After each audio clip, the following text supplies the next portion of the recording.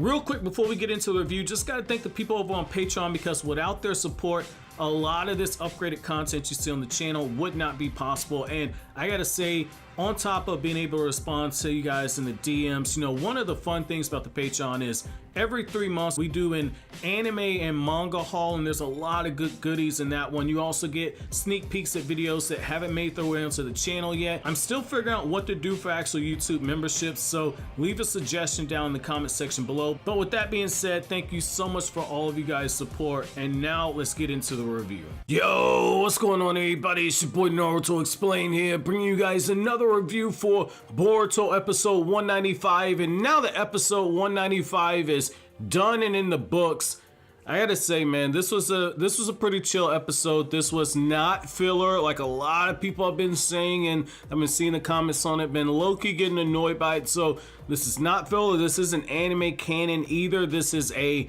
manga adaptation. Now there were some scenes added into the anime episode that was anime only stuff that was meant to pad out the episode, like the moment where Naruto and Kawaki, they go to the Ichiraku ramen stand. That was something that was anime exclusive that was added, but for the most part, about 90% of this episode is a straight adaptation from probably chapter 27 or chapter 28 of the Boruto manga. With that being said, though, I'm assuming you guys have already seen the episode and you don't care about spoilers from this point on. So I think that one important aspect of this episode is the fact that, you know, Naruto is taking this time right now to help Kawaki actually rediscover his humanity, and that's a big part of Kawaki's character. And that's why when people said, oh my god, Kawaki's gonna be a new Sasuke, he ain't nothing like Sasuke, and episodes like this should be showing you that. That's not to say that Sasuke didn't have a tender side, that's not to say that Sasuke didn't come with his own baggage, but Kawaki is broken well beyond any type of comprehension at this point. And the reason for it is because of everything that has happened while he was held captive by Kara for all those years that he was being experimented on and having these different things actually done to him. And so part of the thing that you have to understand with Kawaki's journey is that the reason why he is being so enamored with Naruto and is slowly falling in love with Naruto is that Naruto isn't looking at Kawaki as a means to an end, and Kawaki is starting to realize that Naruto's whole mission, his goal, is to help Kawaki rediscover what it means to be human and what it means to actually be loved by people and to actually love people. You know, that's the big contrast between Naruto as a father and Jigen as a father. One looks at acquiring power through any means necessary, and then you have Naruto, who is somebody who believes that even if you have power, you don't force people to do your bidding, but instead you show people love and affection and you try to connect and bond with them. And so I like that Kawaki's getting the opportunity to experience genuine love right there. And I can say for me, that moment when Kawaki is in the flower shop and he has that PTSD. I remember when I first read that in the manga, for me that was a scene that really stood out, and it really made me appreciate Kawaki's character a whole lot more, because that's one of the things that you have to know somebody that has had extreme PTSD to fully appreciate that scene. And I'm gonna get personal for a second. So for me, I remember my Uncle Steak, okay? My Uncle Steak actually served in World War II, and I was a little kid at this point, but my Uncle Steak was probably like in his 70s or 80s, and what ended up happening was we were at this family reunion, and I had to share a hotel room with him, and he would be asleep in the middle of the night, and my cousin always told me, hey, don't never play video games when Uncle Steak is asleep. I was like, man, I don't give a damn about that. So fire up the game system, get to playing, and I'm doing a third-person shooting game. And as soon as those gunshots and explosions started going off, my Uncle Steak, it was almost like he was reliving the war. My Uncle Steak is screaming and shouting, and it's because he's asleep. But playing those games over a short period of time and hearing enough of those explosions and gunshots and everything and the grunts, that was enough to actually have my uncle go from sleeping and dreaming whatever he was dreaming to being triggered by whatever memories he had. And so for me, when I read that scene with Kawaki, that's what I thought about back in 2017, and this is the same thing now in 2021. When you see this in the anime, my mind, God bless the dead, my mind automatically goes back to my Uncle Steak. So I say that to say that's one of those times where they do the small things that really makes you appreciate Kawaki's character so much. And this episode is sprinkled with moments like this. Like how you get this moment where Kawaki's looking over at Chocho and his mind cannot comprehend the whole thing of a snack. And Naruto has to break it down for him like, yo, yes, we just had breakfast, but you have a snack.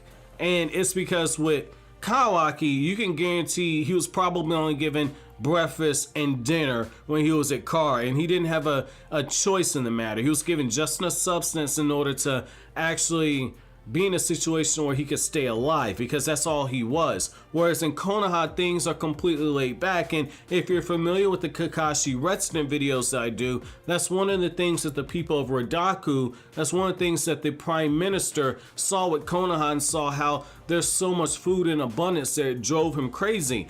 Kawaki is just like the Prime Minister in Ridaku in the sense that all this is foreign to him.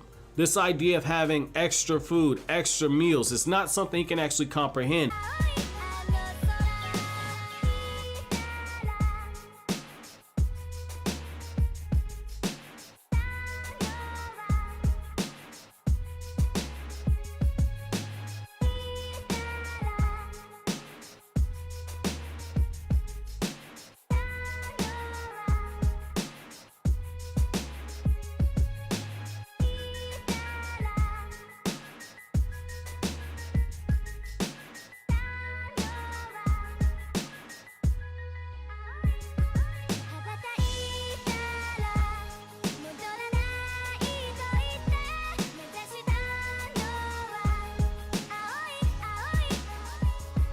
And what I also like in this moment is how, you know, Kawaki, he's being disrespectful, but disrespectful in a way that he doesn't realize. So when Naruto's looking at the price tag of Chocho just fleecing this dude and getting him to buy all this extra food, you get this moment where essentially Kawaki's looking at her and saying, you're too fat to be eating all that. And this is like, yo, this dude got no chill. But at the same time, he doesn't realize that he's being disrespectful in the sense that, unlike when Naruto was growing up, unlike when that was actually happening, we knew, at least, yeah, like Naruto doesn't have any parents, but he had people that could get on to him. With Kawaki, it's different in the sense that he literally had nobody to teach him manners.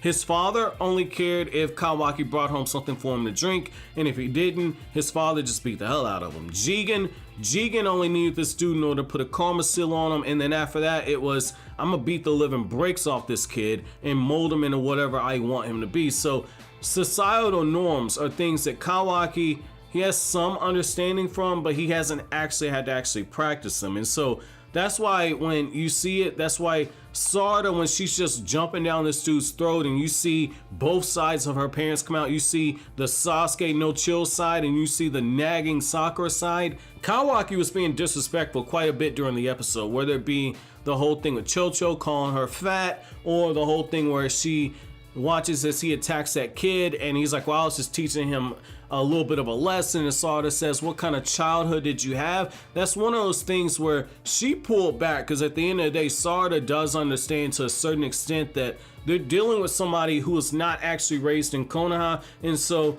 the actual values are going to be a little bit different. He has to learn how to actually assimilate, but I thought Sarada was in line to actually get on to Kawaki to further let him understand, like, yo, Naruto's being nice to you, but what you did, you crossed the line, fam, because if Naruto did not stop him from attacking that child that bumped into him, Kawaki likely would have killed him. And so what I like in that moment right there is how you get this scene where even Kawaki understands, like, yo, I kind of messed up, but I'm not apologizing for it. There's evil lurking around every corner in the world.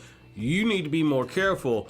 That's Kawaki speaking from experience. That's him speaking his reality. But a good way I like to look at this is like how I remember when I was in business class in college, one of the things that one of the professors said was like, hey, you know, it's cool for you to come in and just get straight to business. That's how we do things here in America. But you can go to other countries, and in other countries, it's disrespectful. It's mad disrespectful if you're going into a meeting and the first thing that you're doing is talking business. In some countries, we got to talk about the family, we got to talk about your kids, we also got to go out, we got to eat, we got to walk the town, we got to have a few drinks, and then after all of that is done, that's when we can talk business. And so it's kind of the same thing here. Kawaki was just raised differently, and so I like that you see that on full display right there. And I like how Naruto, before he became Hokage, Naruto did teach at the academy for a little bit, which I've done 2 whole videos on. But the fact is that you see some of that teaching element come out, because you have this moment to where Naruto is looking at Kawaki and he says, okay, Sarada tried to teach him friendship. The guy didn't really understand it. And I told him what Sarada was trying to do. The guy really didn't understand it then and said, like, I don't need friends. Who the hell are friends to me? And so Naruto says, okay, I'm gonna take him to the ramen shop. And so, you know, for Naruto, this is like break glass in case of emergency. Because with Naruto, it's like, yo, ramen cures everything. Naruto's breaking chopsticks with the dudes. My man is sitting there slurping and eating all the ramen. And Naruto's like, hey, man, like, that's the thing. This is good, but you know how this could taste even better? If you would have shared some of your custard, if you would have shared some of your treat with Sarada, and Sarada shares some of hers with you, then you guys can actually taste more than one flavor, and you get to experience new things together. That's part of being a friend. And Naruto goes as far as to say, like, hey, I'll give you part of my fish cake. I'll give you part of that. But my man, you really need to give me some of that egg right there. That egg is looking mad tasty right now. Kawaki looks over and says, like, yo, you looking sus, dude. Get away from me. I'm about to eat this stuff, and then you go sit in the corner somewhere. Go swing on that swing, dog. Yo, that's what I like about this episode right here, man. That's what I like about this episode, is the fact that Kawaki is unapologetically not giving a damn. And what I like too, though, is that when you look closer at his actions, you can see how being around Naruto's actually changed him to an extent, because you also get this moment to where Sarada's like, she's jumping down this dude's neck. She's like, man, you need to actually pick out a vase that actually has some meaning behind it. And you know, Ino's actually looking at him like, nah, Sarada, he's actually got a good eye. He said that, you know, he's got this because of the room. And, you know, in that moment right there, 2 things crossed my mind. Number 1, it's like, damn, that's why Ino, she would know a little bit about decorating. And then number 2 is like, man, how many times Ino done slipped inside of the house? Let me stop, man. What I'll say, though, is that I like how you get this moment to where you see how Kawaki, part of him is trying to change. It's small change, but change nonetheless. And Boruto's looking at all this, and he's like, man, that's cool. You got a vase. I'll accept that you're being sincere about feeling bad, but family, if you really feel bad about this, you know how to use glue, right? At that moment, when Kawaki's heart grew about 10 times in size, Boruto looked at him and said, I don't give a fuck about none of that. If you really feel bad, I want you to glue this vase back together, piece by piece. And even Naruto's looking at him like, yo, damn. I love that right there. And I loved it when it happened in the manga, because what you're seeing is when Kawaki starts putting that vase together, is Kawaki actually using the vase as a way to actually piece together his humanity. And I like that right there, because Boruto's trying to teach him something in his own right, which is there are no shortcuts. I like that right there. I like that right there. So overall, this is a cool episode, man. This is a cool transition episode. By Boruto standards, I give this episode an 8 out of 10. I give this one an 8 out of 10, man. This is a cool episode. So my episode question to you guys is going to be a simple one. So how do you guys feel about what Naruto's trying to teach Kawaki? Do you actually think that Kawaki's character can be redeemed if you're an anime-only fan? And if you're a manga fan, do you agree with me that this is essentially Naruto trying to teach Kawaki how to piece together his humanity? Let me know down in the comment section below. But as always, guys, if you like anything I had to say, don't forget to comment, rate, subscribe, and share. Thank you so much for watching to the end. Have an awesome day, guys.